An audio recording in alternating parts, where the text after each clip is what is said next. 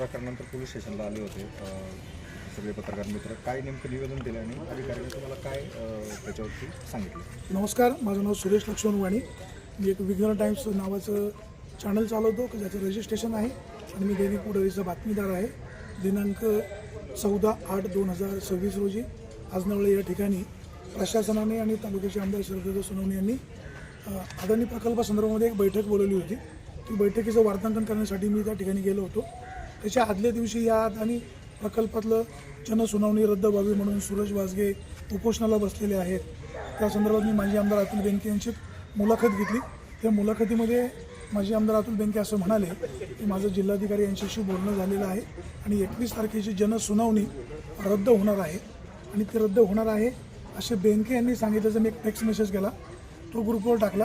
त्याच्यानंतर त्यांची जी मुलाखत आहे ती मुलाखत पूर्ण आजही यूट्यूबला आहे. ती मी ग्रुपवर सगळीकडे व्हायरल केली. जे आहे ते मी मांडलं. नंतर मी त्या मिटिंगला गेल्यानंतर विद्यमान आमदार महोदय उभे राहिले. इथं लोकांचा खूप आक्रोश होता की आम्हाला बाकीचं काही नको आहे, हा अदानी प्रकल्पच नको आहे. नंतर शरददादांनी माझ्याकडे पाहून म्हणाले ही लोक चुकीच्या बातम्या करतात, खोट्या बातम्या करतात. माझी आमदारांचं म्हणणं घेतलं, कलेक्टरशी का नाही बोलले, माझ्याशी का नाही बोलले आणि यांनी एक मेसेज व्हायरल केला की 21 तारखेची सुनावणी रद्द झाली. आणि मग असं त्यांनी म्हणाल्यानंतर मी त्यांना हात वर करून म्हणत होतो की मला माझं म्हणणं मांडायचं आहे. म्हणणं म्हणजे काय, माझी आमदार अतुल बेनके म्हणाले की माझं जिल्हाधिकाऱ्यांशी बोलणं झालेलं आहे आणि 21 तारखेची जनसुनावणी रद्द होणार आहे. बेनके जे म्हणाले त्याची मी बातमी केली. शरददादांना मी हात वर करून सांगण्याचा प्रयत्न करत होतो, म्हणजे प्रशासनाला देखील. विशेष म्हणजे त्या बैठकीला DYSP धनंजय पाटील होते, जुन्नर पोलीस स्टेशनचे गुंडसाहेब होते, प्रांत मॅडम होत्या, तहसीलदार होते, सगळ्याच विभागाचे अधिकारी होते.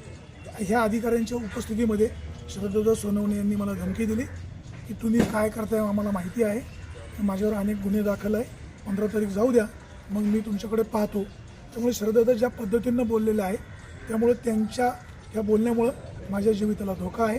पोलिसांनी मला संरक्षण द्यावं आणि नियमाला अधीन राहून त्यांच्यावर कारवाई व्हावी अशा प्रकारची माझी मागणी आहे.